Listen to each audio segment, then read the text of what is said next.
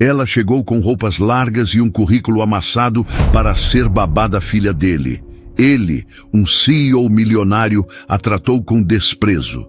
Meses depois, em uma festa de gala, ela apareceu deslumbrante e todos a desejavam.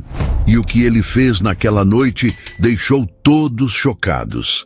A porta se fechou atrás de Isadora Mendes com um clique suave, um som quase imperceptível que, para ela, soou como o estrondo final de um mundo que desabava.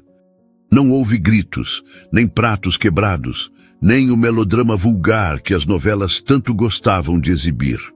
Houve apenas o silêncio pesado da traição e a dignidade fria de quem escolhe não se quebrar em público.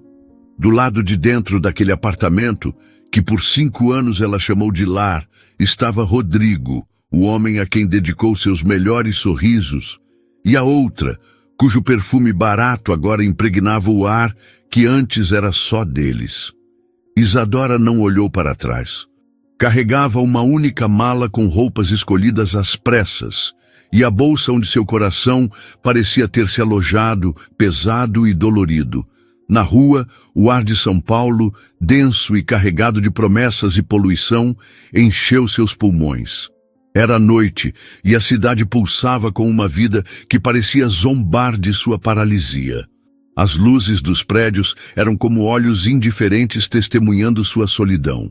Ela caminhou sem rumo, as rodas da pequena mala protestando contra as irregularidades da calçada. Cada passo era uma batalha contra a vontade de sentar no meio-fio e permitir que as lágrimas, que queimavam seus olhos, finalmente caíssem. Mas ela não o fez.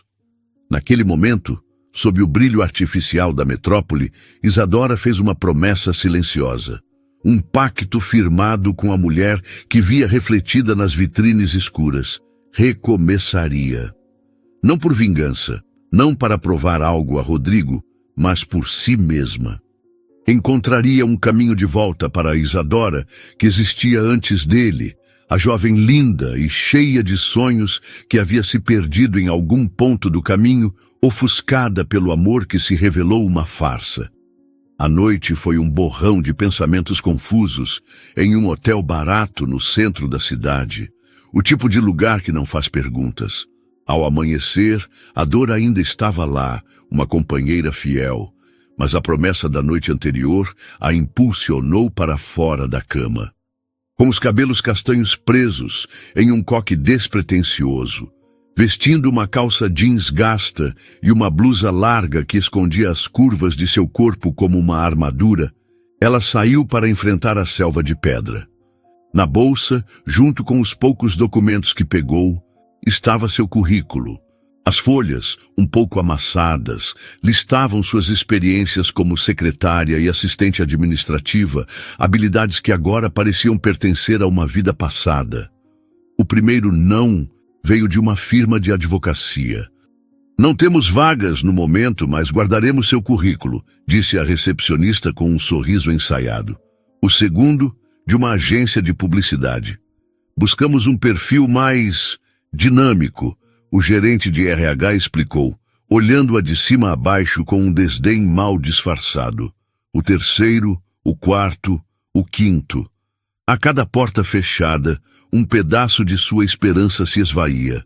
O sol do meio-dia castigava o asfalto e o estômago de Isadora roncava, um lembrete cruel de que a dignidade não enchia a barriga. Ela comprou um pão de queijo e um café com as poucas moedas que encontrou no bolso e sentou-se em um banco de praça, observando o fluxo incessante de pessoas. Eram tantos rostos, tantas vidas se cruzando, e ela se sentia completamente invisível, um fantasma no meio da multidão. Foi então que a realidade a atingiu com a força de um soco. Estava sozinha. Verdadeiramente sozinha. A dor da traição se misturou ao medo do futuro, e a muralha que construiu ao redor de si começou a ruir. Uma lágrima solitária escapou e deslizou por seu rosto, um pequeno rio de desespero. Foi nesse exato momento, quando o mundo parecia ter lhe virado as costas, que uma voz infantil, doce como mel, a tirou de seu torpor. Moça, por que você está chorando? Isadora ergueu os olhos e viu um par de grandes olhos azuis a encarando com uma curiosidade genuína. Eram os olhos de uma garotinha de talvez 5 ou 6 anos, com cabelos loiros que brilhavam como ouro sob o sol. Em sua pequena mão, ela segurava uma margarida um pouco murcha que estendia em sua direção.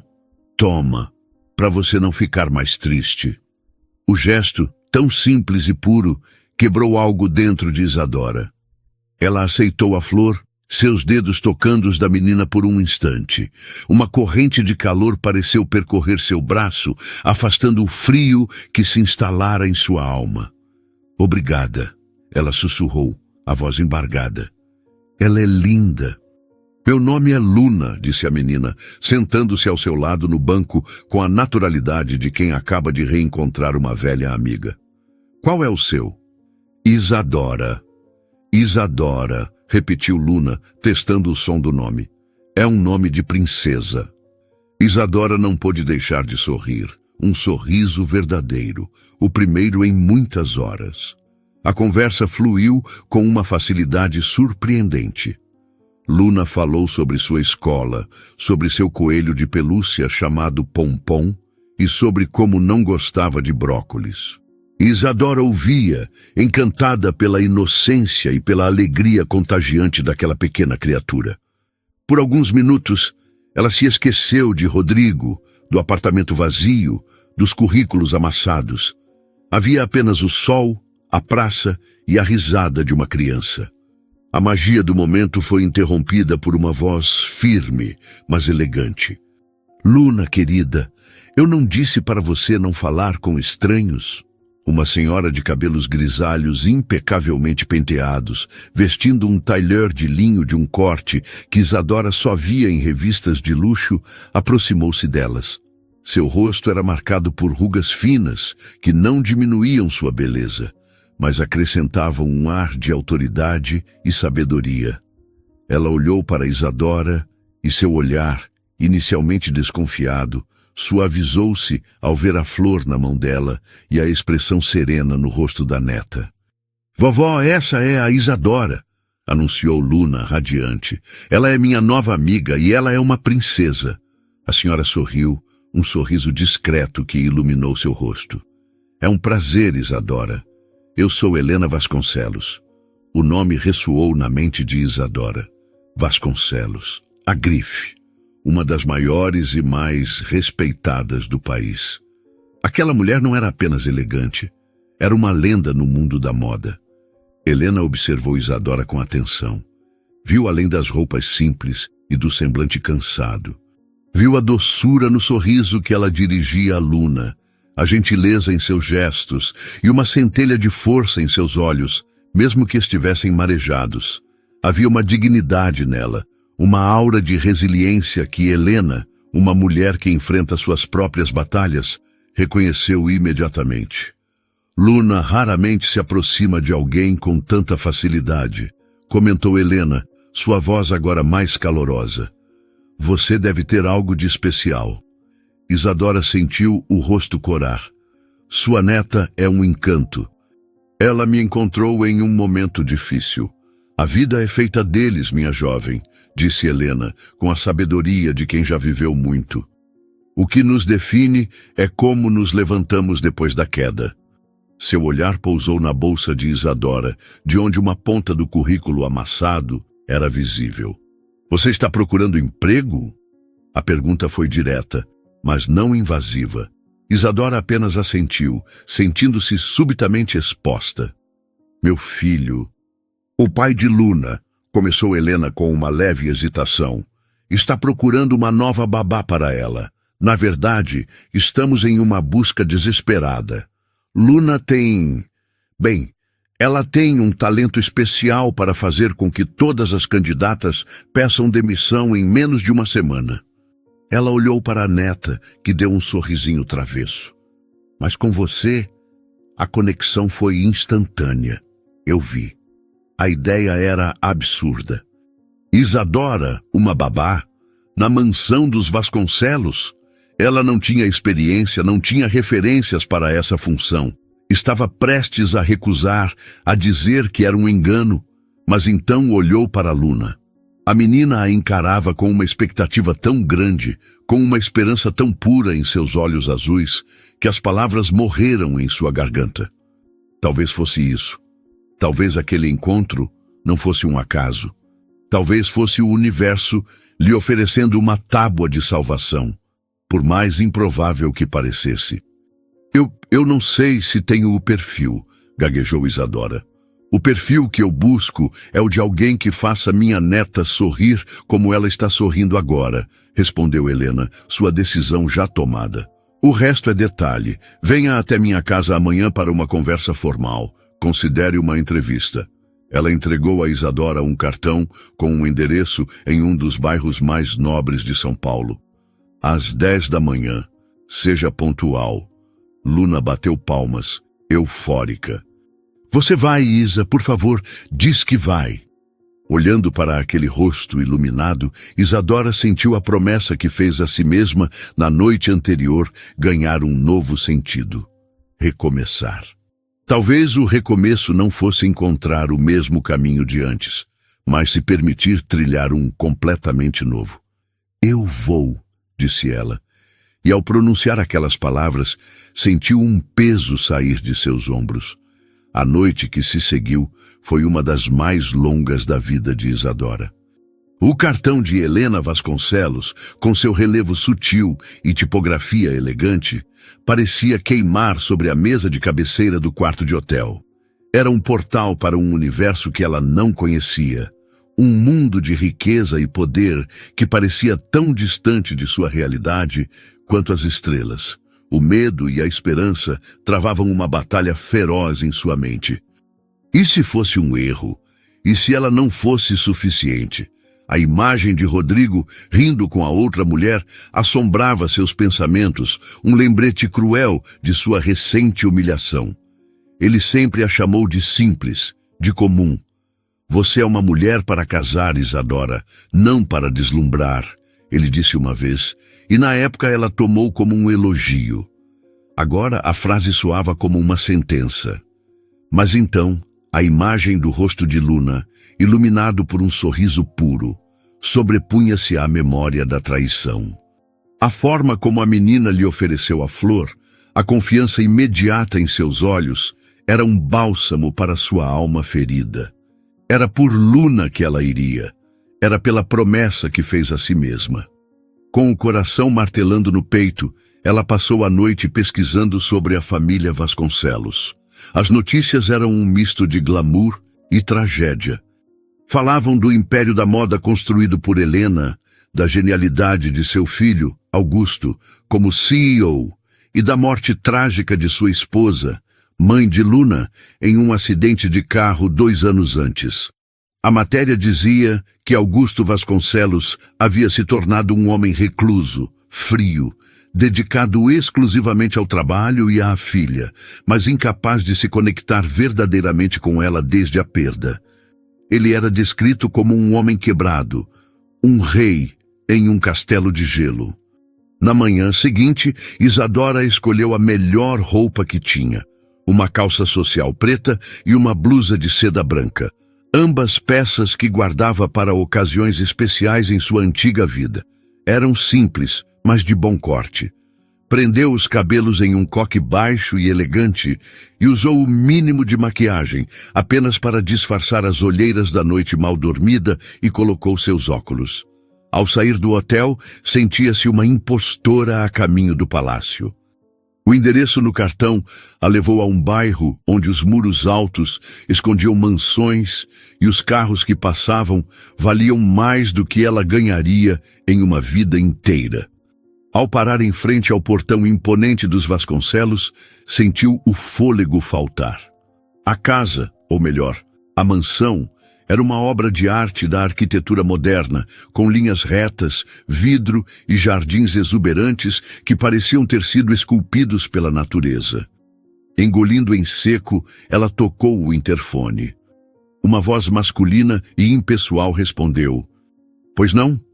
Meu nome é Isadora Mendes. Tenho uma entrevista marcada com a senhora Helena Vasconcelos às 10 horas. Houve uma pausa. Isadora imaginou seu nome sendo verificado em uma lista, sua identidade sendo questionada. Finalmente, os portões se abriram em um silêncio majestoso, convidando-a a entrar. Ela caminhou pela alameda de pedras, sentindo-se observada por janelas que pareciam olhos de vidro. A porta principal se abriu antes que ela pudesse alcançá-la, revelando uma governanta de uniforme impecável. Senhorita Mendes, por favor, me acompanhe. A senhora Helena a aguarda. O interior da casa era ainda mais impressionante. O pé direito altíssimo, as obras de arte nas paredes, o mármore frio sob seus pés, tudo gritava poder e riqueza. Era um ambiente que intimidava, projetado para fazer qualquer um se sentir pequeno. Mas então, um pequeno furacão loiro desceu correndo as escadas. Isa, você veio! Luna correu em sua direção e a abraçou com força pelas pernas. Eu sabia que você viria. Eu disse para a vovó e para o papai. O abraço caloroso e a alegria genuína da menina foram como um escudo protetor contra a frieza do ambiente. Isadora se agachou, ficando na altura de Luna, e retribuiu o abraço.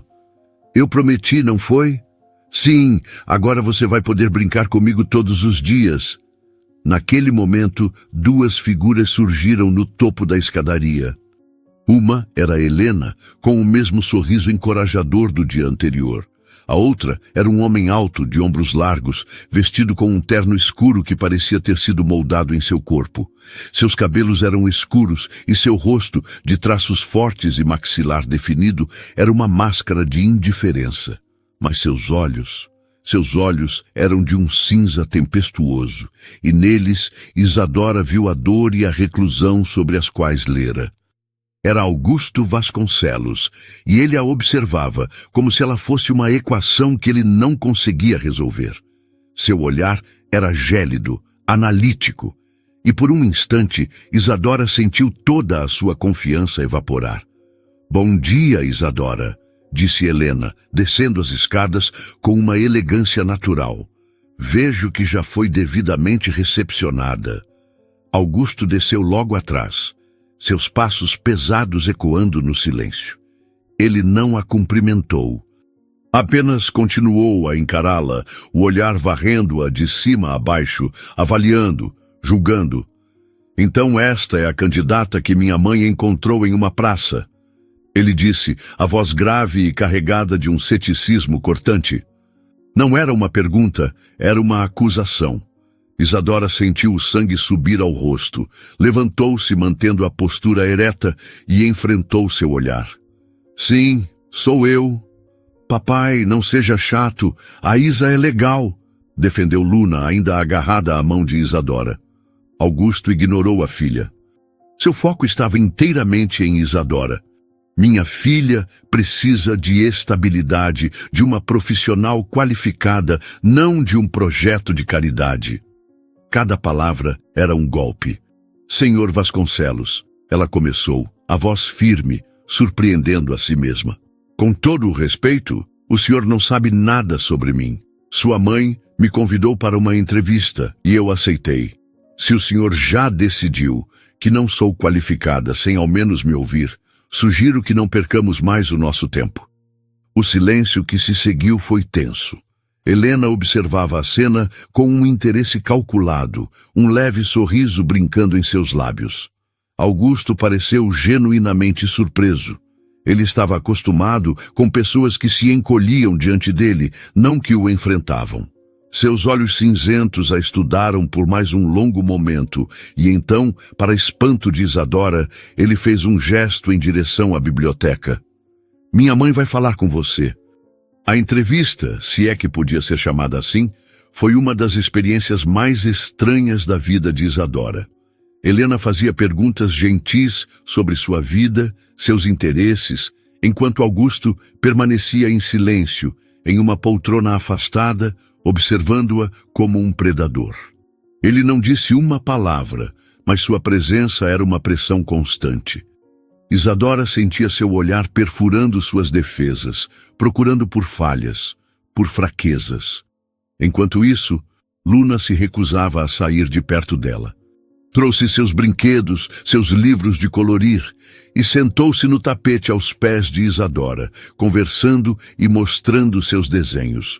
Sem perceber, Isadora começou a interagir com a menina de forma natural.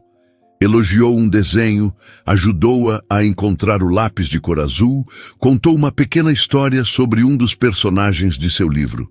Ela se esqueceu de que estava sendo avaliada. Por alguns minutos, havia apenas ela e Luna em uma bolha de cumplicidade. Sem que ela soubesse, aquela era a verdadeira entrevista. Helena e Augusto não estavam apenas ouvindo suas respostas, estavam observando suas ações. De um canto discreto da estante, a lente de uma câmera de segurança capturava cada sorriso, cada gesto de carinho. Em um tablet, Helena mostrava a Augusto o que a câmera registrava. Ele via a forma como o rosto de sua filha se iluminava, como ela, que mal falava com as outras babás, tagarelava sem parar com aquela estranha. Via a paciência nos olhos de Isadora, a gentileza em seu toque, e contra sua vontade, o muro de gelo ao redor de seu coração sofreu uma minúscula rachadura. Ele via em Isadora não uma profissional com um currículo impecável, mas algo que o dinheiro não podia comprar, uma afinidade genuína com sua filha. Quando a conversa terminou, Helena levantou-se. Isadora, gostaríamos que você fizesse um teste. Uma semana, fique conosco, cuide de Luna. Depois disso, tomaremos uma decisão. Antes que Isadora pudesse responder, Augusto falou pela primeira vez desde o confronto inicial. As regras são claras. O foco é exclusivamente Luna. Não quero que se intrometa nos assuntos da casa ou da minha família. Você está aqui para ser babá, nada mais. Se ultrapassar essa linha, estará na rua no mesmo instante. Foi claro? A frieza em sua voz era um aviso. Ele estava concordando, mas deixando claro que era contra a sua vontade. Era um acordo de negócios, não um voto de confiança. Cristalino, respondeu Isadora, mantendo a cabeça erguida. E assim, Isadora Mendes, a mulher que saíra de casa com uma mala e um coração partido, mudou-se para a ala de funcionários da mansão Vasconcelos. Seu quarto era simples, mas confortável, muito mais do que o hotel barato. Mas a opulência da casa a fazia se sentir ainda mais deslocada. Durante os primeiros dias, ela se concentrou inteiramente em Luna. Brincaram no jardim, leram histórias, fizeram bolos na cozinha, para o desespero inicial da governanta, que acabou se rendendo ao ver a alegria de Luna. Isadora descobriu que a menina era uma criança solitária, faminta por atenção e afeto. O pai, sempre ausente ou distante, era uma figura que ela amava, mas também temia. A avó era carinhosa, mas ocupada com o império da moda. Isadora se tornou o centro do pequeno universo de Luna, e a conexão entre elas se aprofundou a cada dia. Augusto a observava de longe. Seus encontros eram breves e formais. Bom dia, boa noite. Ele parecia sempre tenso, sempre carregando o peso do mundo nos ombros. Isadora via a tristeza em seus olhos quando ele olhava para a filha, uma dor tão profunda que era quase palpável. Ele amava Luna desesperadamente, mas não sabia como alcançá-la através do nevoeiro de seu próprio luto. Certa tarde, Isadora encontrou Luna no jardim, chorando baixinho perto de um canteiro de rosas. "O que foi, meu amor?" perguntou ela, sentando-se ao seu lado. "Hoje é o aniversário da mamãe", sussurrou a menina, as lágrimas escorrendo por seu rosto. "O papai fica sempre triste hoje. Ele se tranca no escritório e não fala com ninguém." O coração de Isadora se apertou. Ela abraçou a menina com força. Sua mãe deve ter sido uma mulher muito especial para ter uma filha tão maravilhosa. "Ela era", disse Luna fungando. Ela gostava de rosas amarelas. Naquele momento, Isadora tomou uma decisão. Deixou Luna com a avó e foi até o escritório de Augusto. A porta estava fechada. Ela hesitou, lembrando-se de sua ameaça. Não se intrometa. Mas a imagem do rosto choroso de Luna a impulsionou. Ela bateu suavemente. Eu disse que não quero ser incomodado. A voz de Augusto veio de dentro, ríspida e carregada de dor. Isadora respirou fundo e abriu a porta. Ele estava de costas, olhando pela janela panorâmica que dava para o jardim. Sobre a mesa, uma única foto em um porta-retratos de prata. Uma mulher linda, sorridente, abraçada a uma Luna ainda bebê. Sua filha precisa de você, disse Isadora, a voz suave, mas firme. Ela não precisa que você seja forte. Ela precisa que você compartilhe a sua dor com ela. Ela também sente falta da mãe. Augusto se virou lentamente. Seus olhos estavam vermelhos e, pela primeira vez, a máscara de frieza havia caído. Ele parecia vulnerável, quebrado. Você não sabe de nada. Ele rosnou, mas sem a convicção de antes. Eu sei o que é perder tudo, respondeu ela, pensando em sua própria perda, tão diferente, mas tão dolorosa. E sei que o luto é mais pesado quando carregado sozinho. Luna está lá fora, chorando pelas rosas amarelas que a mãe dela amava. Ela não deveria chorar sozinha, e nem o senhor. Ela se retirou, fechando a porta suavemente, o coração disparado. Tinha certeza de que seria demitida. Havia cruzado a linha que ele traçou de forma tão clara. Mas alguns minutos depois, pela janela de seu quarto, ela viu uma cena que a fez prender a respiração. Augusto saiu para o jardim, caminhou até o canteiro de rosas e se ajoelhou ao lado de Luna. Ele a abraçou, e os dois ficaram ali, pai e filha, chorando juntos sob o sol da tarde. Naquela noite, quando Isadora estava colocando Luna na cama, Augusto apareceu na porta do quarto. Ele não disse nada por um longo momento, apenas observou a cena. Luna já dormia, um sorriso tranquilo no rosto. Helena Vasconcelos, a matriarca observadora, via tudo. Ela notava os olhares trocados, a suavidade crescente na voz do filho, a forma como Isadora parecia trazer luz de volta àquela casa sombria. E em sua mente brilhante e estratégica, um plano começava a se formar. Ela não via em Isadora apenas uma babá excepcional. Via uma tela em branco de potencial puro, uma beleza natural e uma força interior que o mundo da moda, tão saturado de artificialidade, desesperadamente precisava. A oportunidade perfeita surgiu em uma terça-feira caótica. A Vasconcelos estava no meio de uma sessão de fotos crucial para a pré-campanha de sua nova coleção. A modelo principal, uma estrela internacional com um ego proporcional ao seu cachê, simplesmente não apareceu, presa por uma tempestade na cidade que morava. O pânico se instalou no estúdio. O fotógrafo, um artista renomado e temperamental, ameaçava abandonar o projeto. A equipe corria em círculos e milhões de reais estavam em jogo. Helena, que supervisionava tudo com sua calma habitual, teve uma ideia audaciosa. Ela ligou para a mansão. Isadora, querida, preciso de um favor. Traga a Luna ao estúdio. Diga a ela que é uma surpresa. Isadora, sem entender o motivo, obedeceu. Chegou ao estúdio segurando a mão de uma Luna excitadíssima. O lugar era um turbilhão de atividade e estresse. Cabos, luzes, pessoas correndo e no centro de tudo Helena, o epicentro da calma. Vovó! Gritou Luna correndo para abraçá-la. Minha querida, disse Helena, beijando o topo de sua cabeça. Então ela se virou para Isadora. Seus olhos brilhavam com uma intensidade que Isadora nunca vira antes. Isadora, preciso da sua ajuda. Claro, dona Helena, o que aconteceu? Aconteceu o destino, disse Helena, enigmática. Preciso que você vista uma roupa para mim. Apenas para um teste de luz. A modelo nos deixou na mão e temos as mesmas proporções de corpo. É só para o fotógrafo ajustar o equipamento. Ninguém verá seu rosto. Isadora gelou. Ela, em meio àquelas pessoas glamorosas, vestindo uma peça de alta costura, Era impensável. Dona Helena, eu não posso. Eu sou a babá. Olhe para mim. Ela apontou para suas roupas simples, o jeans e a sapatilha. Eu não estou olhando para as suas roupas, estou olhando para você, insistiu Helena, sua voz não admitindo recusa. É apenas um favor, por mim. Pressionada e não querendo desapontar a mulher que lhe dera uma chance, Isadora concordou relutantemente.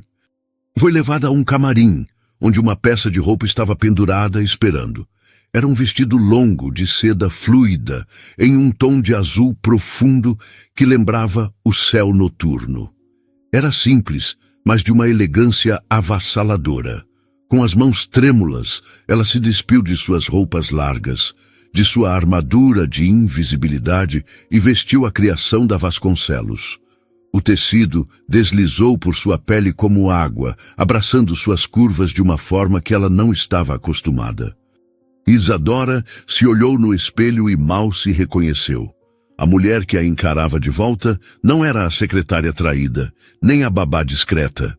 Era uma mulher com uma postura altiva, uma silhueta elegante e uma beleza que ela mesma nunca soube que possuía.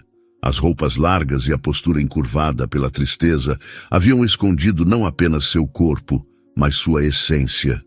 Quando ela saiu do camarim, um silêncio caiu sobre o estúdio. O fotógrafo, que antes reclamava, parou no meio da frase. A equipe de produção olhou, boquiaberta. Helena sorriu. Não era um sorriso de satisfação, era um sorriso de triunfo. Apenas para o teste de luz, Pierre, disse Helena ao fotógrafo. Luz? Helena, isso é mais do que luz. Isso é real, sussurrou Pierre, seus olhos de artista brilhando. Isadora subiu no pequeno palco, sentindo o calor das luzes em sua pele. Estava nervosa, seu coração batia descontroladamente. O que eu faço? Ela perguntou em voz baixa. Não faça nada, disse Pierre, já com a câmera no olho. Apenas respire. Esqueça que estamos aqui. E foi o que ela fez. Fechou os olhos por um instante. Lembrou-se da dor, da solidão, da promessa de recomeço. Lembrou-se do sorriso de Luna. Quando abriu os olhos, havia uma nova profundidade em seu olhar. Uma melancolia misturada com uma força inabalável. Ela não posou. Apenas existiu. E a câmera capturou tudo. A forma como a luz esculpia os ossos de seu ombro, a curva graciosa de seu pescoço, a dignidade em sua postura. Helena, de um canto, deu uma ordem sutil à equipe. O rosto fica na sombra, ela não quer aparecer. Então, foco no corpo, na textura, na emoção que a peça transmite. A sessão, que deveria ser um simples teste, durou quase 1 hora. Isadora moveu-se com uma graça instintiva, uma naturalidade que as modelos profissionais levavam anos para fingir. Ela não estava vendendo um vestido, estava contando uma história. A história de uma mulher se reerguendo. Quando tudo terminou, ela voltou para o camarim, o corpo tremendo de adrenalina. Vestiu suas roupas antigas, que agora pareciam estranhas, inadequadas. Voltou a ser a babá invisível, mas algo dentro dela havia mudado. Ela teve um vislumbre de uma outra Isadora, uma mulher que ela não conhecia, mas que a fascinava. Naquela noite, Helena convocou uma reunião de emergência com sua equipe de marketing. Na tela, exibiu as fotos de Isadora, com o rosto sempre oculto pela sombra ou pelo ângulo da câmera. A reação foi unânime. Eram as imagens mais poderosas que a marca produziu em anos. Quem é ela? lhe perguntou o diretor de marketing. Ela é o nosso segredo, respondeu Helena. Ela é a nossa nova campanha. Vamos chamá-la de Projeto Aurora, o nascer de uma nova beleza, uma musa real, autêntica. Não vamos revelar seu rosto nem seu nome. Vamos criar um mistério. O público não vai comprar apenas um vestido. Vai comprar a promessa de que a verdadeira beleza vem de dentro, que ela pode ser encontrada em qualquer mulher. O plano era arriscado, mas genial. E Helena sabia que precisava convencer a pessoa mais importante e mais cética de todas. seu filho. Ela mostrou as fotos a Augusto em seu escritório na mansão. Ele olhou para as imagens, a testa franzida em concentração. São excelentes, mãe. Pierre se superou. Quem é a modelo? Não a reconheço. Não é uma modelo profissional, disse Helena, observando a reação dele cuidadosamente. É a Isadora. Augusto levantou a cabeça bruscamente, seus olhos cinzentos se arregalando em choque. Ele olhou novamente para as fotos, desta vez com um novo entendimento. Viu a curva familiar de um ombro, a postura que ele via todos os dias em sua casa, mas viu também uma sensualidade e uma força que ele nunca havia notado. Uma onda de emoções conflitantes o atingiu. Admiração pela beleza das imagens, raiva pela audácia de sua mãe em usar a babá de sua filha. E algo mais, algo que ele não ousou admitir, um ciúme possessivo e irracional. A ideia de que outros homens viriam aquelas imagens, mesmo sem saber quem ela era, o perturbou profundamente. Você não tinha o direito, ele disse, a voz baixa e perigosa. Ela é a babá da Luna. A estabilidade da minha filha é a única coisa que importa. E você acha que isso ameaça a estabilidade dela? Retrucou Helena calma. Pelo contrário, estou oferecendo a Isadora uma oportunidade, uma carreira. Estou pensando no futuro dela também. E estrategicamente, para a empresa, isso é ouro.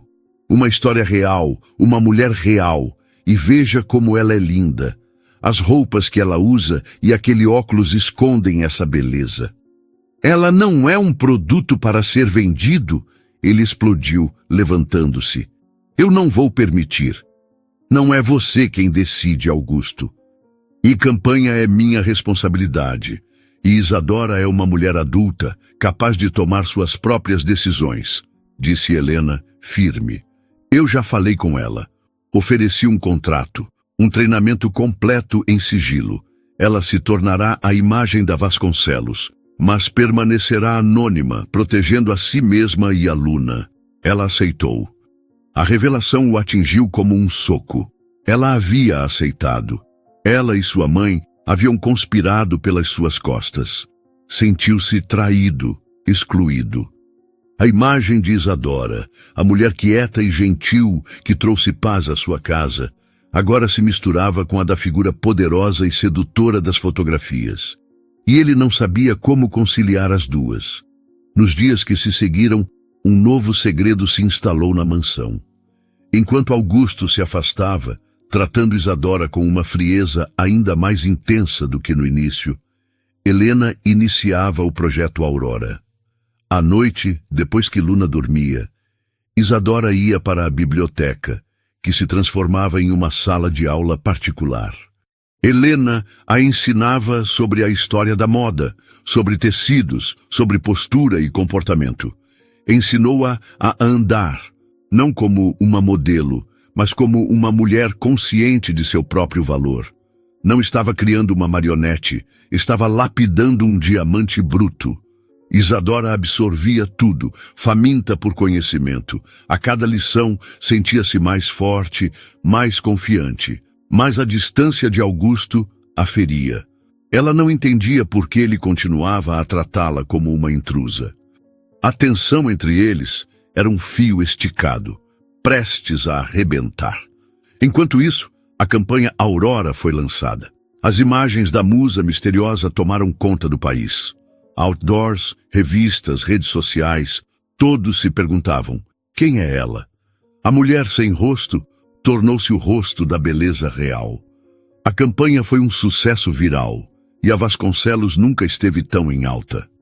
Dentro da mansão, no entanto, Augusto via Isadora florescer sob a tutela de Helena, tornando-se mais elegante, mais segura de si e temia perdê-la.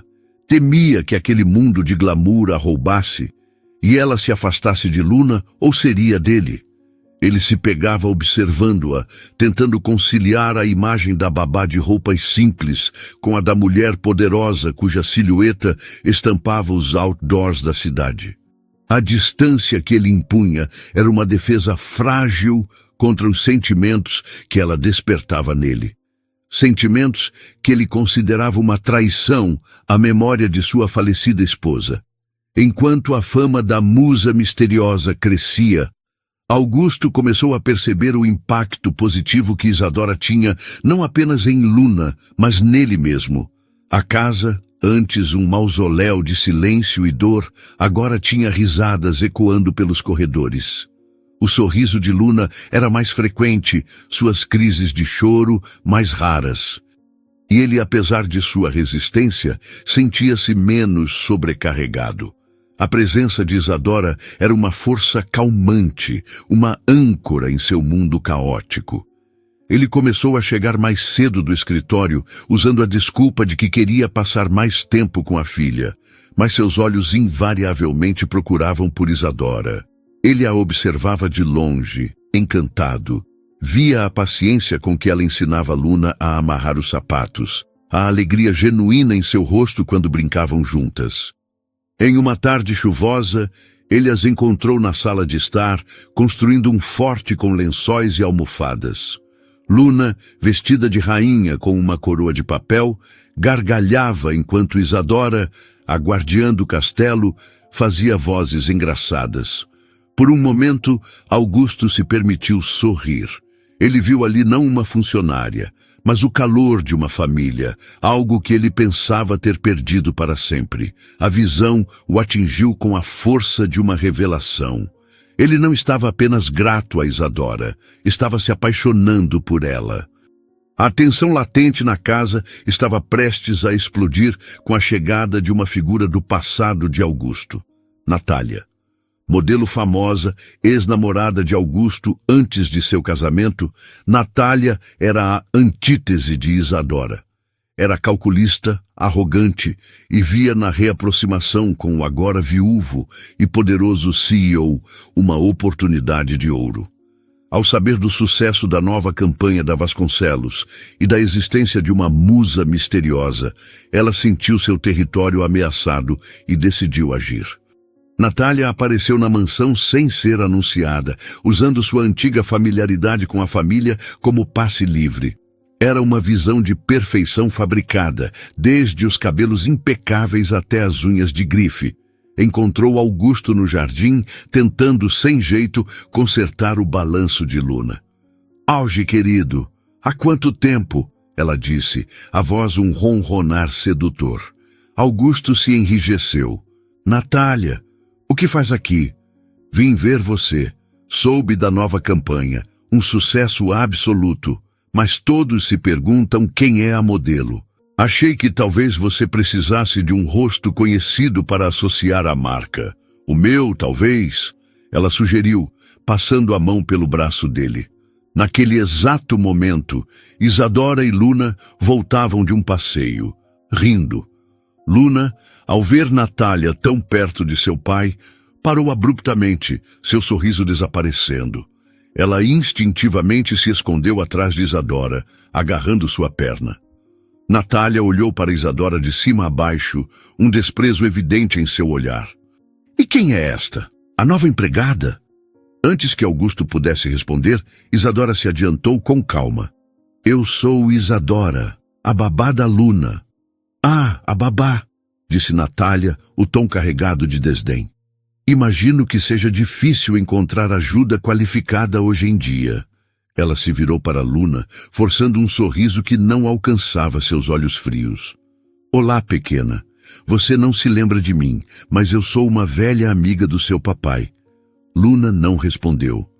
Apenas apertou mais a perna de Isadora, olhando para Natália com uma desconfiança infantil e infalível.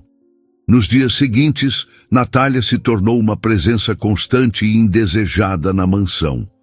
Com a desculpa de discutir oportunidades de negócio com Augusto, ela tentava se reinserir na vida dele e cada vez que a via, com sua beleza calculada e ambição transparente, ele se sentia mais atraído pela autenticidade silenciosa de Isadora. A insistência de Natália em reatar o antigo romance, suas insinuações sobre o futuro deles juntos, começaram a sufocá-lo. Ele não queria Natália. A verdade crua e aterrorizante era que ele se via pensando cada vez mais na babá de sua filha, a mulher cuja presença acalmava não apenas Luna, mas a tempestade dentro dele.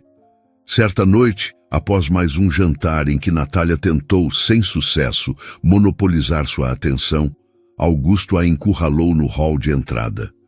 Natália, isto precisa parar, ele disse a voz baixa e firme, a paciência esgotada. Parar com o quê, querido? Com a nossa reaproximação? Ela ronronou tentando tocá-lo. Ele se afastou, o gesto brusco. Não existe nossa reaproximação. Você está aqui como uma convidada, e só. Eu não tenho interesse em reviver o passado. Minha vida, minhas prioridades são outras agora. Se você não consegue respeitar isso, a porta está aberta. O ultimato pairou no ar, frio e definitivo. Natália, chocada pela rejeição direta, viu seu sorriso vacilar. Seus olhos faiscaram de fúria, mas ela era inteligente demais para fazer uma cena. Apenas assentiu, a mandíbula tensa. Como quiser, Augusto. Mas em seu íntimo, a semente da vingança começava a germinar. Enquanto isso, Helena, alheia a esse drama particular, mas perfeitamente ciente da confusão do filho, decidiu que era hora de celebrar o sucesso estrondoso da campanha Aurora. E mais importante, era hora de revelar seu trunfo. Ela organizou um coquetel elegante na mansão para a imprensa, investidores e a elite da moda. O ponto alto da noite, ela anunciou, seria a apresentação da musa inspiradora da campanha. Isadora, querida, você será nossa convidada de honra, Helena informou dias antes do evento. Isadora sentiu um frio na barriga. Mas eu sou a babá, e a campanha era anônima. Era, corrigiu Helena com um sorriso, mas o mistério já cumpriu seu papel. Agora, o mundo precisa ver a mulher por trás da lenda. Você não é mais apenas a babá, Isadora. Você é o coração desta marca. E é hora de todos saberem. Augusto, ao saber do plano da mãe, ficou apreensivo. A ideia de expor Isadora àquele mundo de lobos, de submetê-la ao escrutínio público, o aterrorizava. Mas, ao mesmo tempo, uma parte egoísta dele sentia uma excitação febril. Ele se lembrava da força e da sensualidade que emanavam das fotos, mesmo sem ver seu rosto. A mulher que ele via todos os dias, com suas roupas simples e os óculos que escondiam a profundidade de seu olhar, já o intrigava. O que aconteceria quando essa barreira caísse por completo? Na noite do coquetel, Helena assumiu pessoalmente a transformação de Isadora. Uma equipe dos melhores profissionais da Vasconcelos foi convocada. O cabelo de Isadora, geralmente preso em um coque prático, foi solto em ondas suaves e brilhantes que caíam sobre seus ombros. Seus óculos foram deixados de lado, revelando olhos castanhos amendoados, grandes e expressivos, que pareciam conter histórias inteiras. A maquiagem era sutil, realçando sua beleza natural. A pele luminosa, os lábios com um toque de cor. E então, o vestido, uma criação de Helena, um modelo de seda vermelho que abraçava suas curvas com uma sensualidade e elegância fluida. O decote era discreto, mas o corte do vestido era uma obra de arte, insinuando a silhueta poderosa que o Brasil aprendera a admirar nos outdoors, mas que ninguém ali jamais vira pessoalmente. Quando Isadora desceu as escadas, um silêncio momentâneo caiu sobre o salão. Augusto, que conversava com um investidor, virou-se e seu queixo literalmente caiu. A respiração ficou presa em sua garganta. Aquela não era a babá. Não era a mulher de roupas largas. Era uma visão, uma deusa. A beleza que ele apenas intuía nas fotos agora estava ali, real, avassaladora e muito mais potente do que ele jamais imaginara. Algo dentro dele, uma brasa que ele tentava manter sob controle, acendeu-se em uma fogueira incontrolável. Isadora, nervosa, mas sustentada pela mão firme de Helena, foi apresentada. A reação foi de choque e admiração. A mulher por trás da campanha mais falada do ano não era uma supermodelo internacional, mas uma beleza real, acessível e por isso mesmo estonteante. Ricardo, o jovem e carismático diretor de marketing da Vasconcelos, foi um dos primeiros a se aproximar. Ele, que se apaixonou pela imagem da campanha, ficou instantaneamente cativado pela mulher real. Isadora, é um prazer finalmente colocar um rosto neste fenômeno, disse ele com um sorriso encantador. Você é ainda mais impressionante pessoalmente. Ele a guiou pela festa, apresentando-a a pessoas importantes, sempre mantendo uma conversa animada e inteligente. Isadora, inicialmente tímida, começou a relaxar sob sua gentileza, respondendo com a inteligência e a doçura que lhe eram naturais. De longe, Augusto o observava.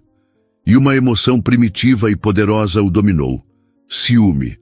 Um ciúme corrosivo, irracional. Ele via a forma como Ricardo olhava para ela, como sua mão pairava perto das costas dela. Via o sorriso de Isadora.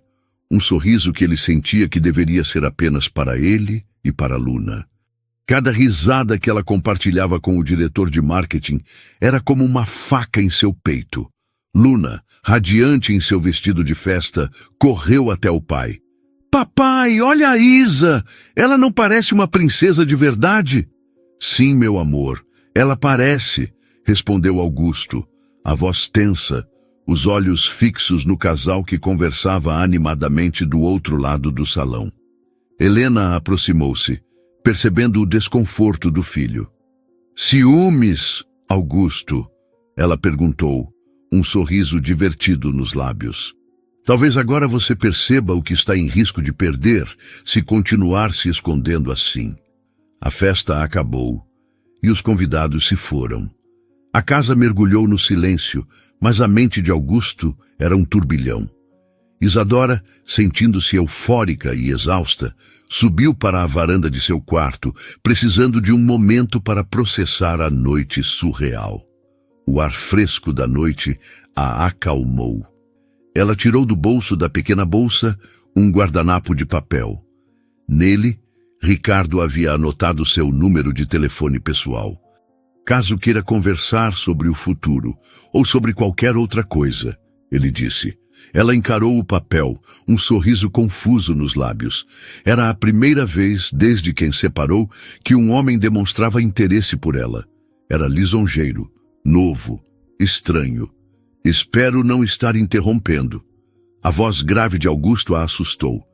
Ele estava parado na entrada da varanda, a silhueta escura contra a luz do corredor. Ele caminhou até ela, seus olhos fixos no pedaço de papel em sua mão. Ele viu o nome Ricardo e uma série de números. A fogueira de ciúmes dentro dele explodiu. Ele sentiu o pânico da perda iminente. Ela estava ali, deslumbrante, desejada por outros homens com o mundo a seus pés. Ela não precisava mais dele, nem daquele emprego. Ela poderia ir embora a qualquer momento, e a ideia de perdê-la, de voltar para a casa vazia e silenciosa, era insuportável. Ele parou a centímetros dela, o rosto uma máscara de intensidade. Isadora podia sentir o calor que emanava dele, ver a tempestade em seus olhos cinzentos. Jogue isso fora, ele disse, a voz um rosnado baixo e possessivo. Isadora o encarou, chocada pela ordem. O quê? O papel. Jogue fora, ele repetiu, dando um passo à frente, invadindo o espaço dela. Você não vai ligar para ele. Você não vai a lugar nenhum. Ele ergueu a mão e tocou seu rosto, o polegar traçando sua mandíbula, o toque enviando um choque elétrico por todo o corpo dela. Porque você já tem um lugar, e é aqui, comigo. Ela olhou para dentro daqueles olhos cinzentos e tempestuosos e não viu o CEO frio ou o pai enlutado. Viu um homem lutando contra os próprios demônios, aterrorizado pela ideia de perdê-la. Augusto, ela sussurrou, a voz trêmula, o guardanapo ainda em sua mão. Eu vi como ele olhava para você. continuou Augusto, a voz rouca, ignorando o papel e focando apenas nela. Como todos olhavam. E eu senti. Eu senti como se o chão estivesse sumindo sob os meus pés. Por meses, eu me escondi atrás do meu luto, usei minha filha como desculpa para manter distância, para não sentir nada. Mas era mentira. Desde o dia em que você entrou nesta casa, você trouxe cor, trouxe vida. Você salvou a Luna e, sem nem perceber, estava me salvando também. Ele aproximou o rosto do dela, suas testas quase se tocando. A respiração de ambos estava acelerada.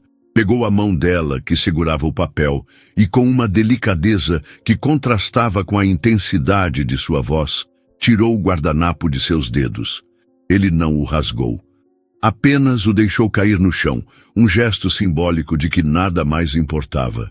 O coração de Isadora parou e depois disparou em um ritmo frenético. E então ele acabou com a distância entre eles. Seus lábios encontraram os dela em um beijo que era tudo o que haviam reprimido por meses. Era possessivo e desesperado, terno e apaixonado. Era um beijo que falava de dor e cura, de solidão e reencontro. As mãos de Isadora subiram para o pescoço dele, os dedos se enroscando em seus cabelos, puxando-o para mais perto. Ela o beijou de volta com a mesma intensidade, entregando-se completamente àquele momento, àquele homem. O vestido de seda vermelho, a varanda iluminada pela lua, tudo se tornou um borrão. O mundo deles se resumia àquele beijo, àquela confissão. A poucos metros dali, na penumbra do corredor que dava para a varanda, Helena Vasconcelos estava parada. Ela tinha subido para desejar boa noite a Isadora, mas parou ao ouvir as vozes. Com o coração na mão, ela ouviu a declaração do filho, a confissão que ela tanto esperara. Viu o beijo que selou o destino dos dois. Helena não se moveu. Apenas encostou-se na parede, fechou os olhos e deixou uma lágrima solitária de pura alegria escorrer por seu rosto. Não era uma lágrima de uma empresária que via um plano dar certo. Era a lágrima de uma mãe que via seu filho, quebrado pela dor por tanto tempo, finalmente se permitir ser feliz de novo. Ela viu a promessa de um novo começo, de risadas preenchendo os corredores, de uma família sendo reconstruída. Em silêncio, ela se virou e desceu as escadas, deixando-os em seu mundo particular, o coração transbordando com a certeza de que a mulher que seu filho um dia ignorou era, de fato, a estrela que não apenas o mundo, mas a alma dele precisava ver. Na varanda, o beijo se aprofundou. Quando finalmente se separaram, ofegantes, Augusto manteve o rosto próximo ao de Isadora, as testas coladas. A tempestade em seus olhos havia se acalmado, dando lugar a uma adoração crua e vulnerável. "Eu não quero mais ter medo de viver, Isa", ele sussurrou.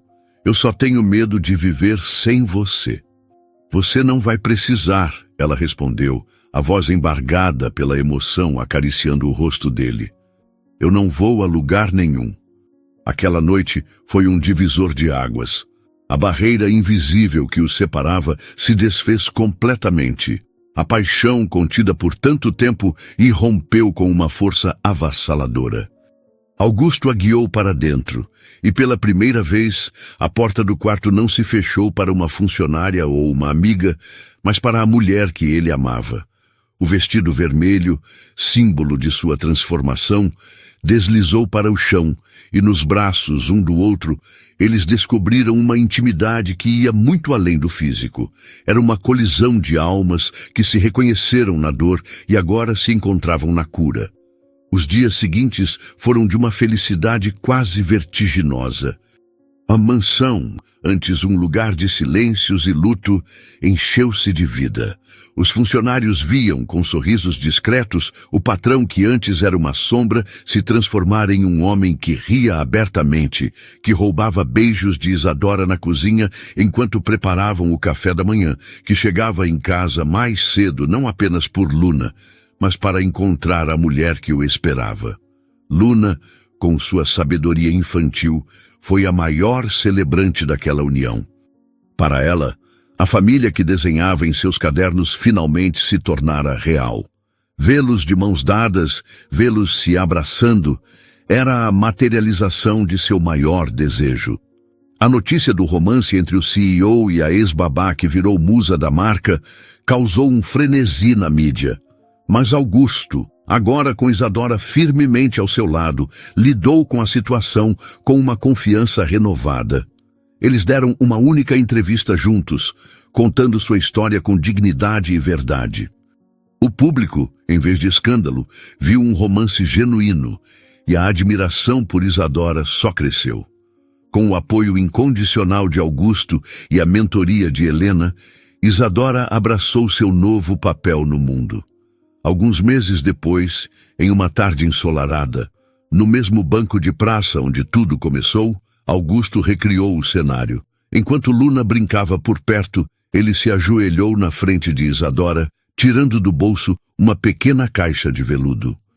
Neste exato lugar, uma menina com uma flor uniu dois corações quebrados. Ele disse a voz embargada: "Você me ensinou a viver de novo, a amar de novo. Você me deu uma família." Isadora Mendes, a mulher que eu fui tolo o suficiente para ignorar, você aceita se tornar a mulher com quem eu passarei cada segundo do resto da minha vida? Casa comigo? Com lágrimas de pura alegria escorrendo pelo rosto, Isadora disse o sim mais certo de sua vida, enquanto Luna corria para abraçá-los, selando o momento. O casamento foi uma cerimônia íntima e deslumbrante no jardim da mansão, o lugar que testemunhara toda a sua jornada. Isadora, em um vestido desenhado por ela e por Helena, era a imagem da felicidade. Augusto, ao seu lado, não conseguia desviar o olhar, seu amor por ela visível para todos. Luna, a dama de honra oficial, entregou as alianças com um sorriso que valia mais do que qualquer bênção. Naquela noite, sob um céu estrelado, enquanto dançavam a primeira dança como marido e mulher, Augusto a puxou para mais perto. "Lembra daquela noite na varanda?" Ele sussurrou em seu ouvido. "Eu disse que você tinha um lugar aqui comigo." "Eu lembro," ela sorriu, encostando a cabeça em seu peito. "Eu estava errado," ele continuou. "Você não tem apenas um lugar. Você é o lugar. Você é o meu lar." Isadora ergueu o rosto e o beijou, um beijo que não tinha mais a urgência desesperada daquela primeira vez, mas a promessa calma e profunda da eternidade.